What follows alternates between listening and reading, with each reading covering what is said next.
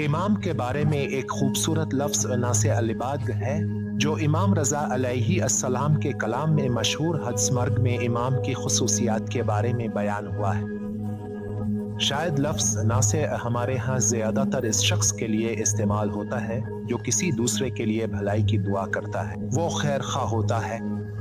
लेकिन अरबी ज़बान में इनासे के एक मानी दर्जी फ़ियात भी हैं। वो शख्स जो कपड़े की मुरम्मत करता है, इसकी खामियां दूर करता है, इसे साफ सुथरा और दुरुस्त बनाता है। अल्लाह ताला ने इमाम को बंदों का नासे मुकर्रर किया है।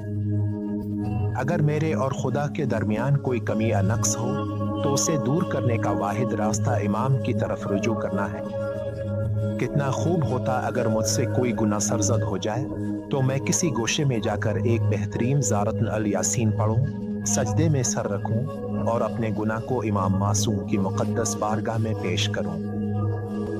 अपने इमाम से मुआफ़ी मांगूं ताकि अल्लाह ताला मेरे कसूर मुआफ़ फरमा दे, क्योंकि इमाम ही सबसे बेहतरीन हस्ती हैं जो अल्लाह की बारगाह में मेरे गुनाहों के दूर होने का वसीला बन सकते हैं।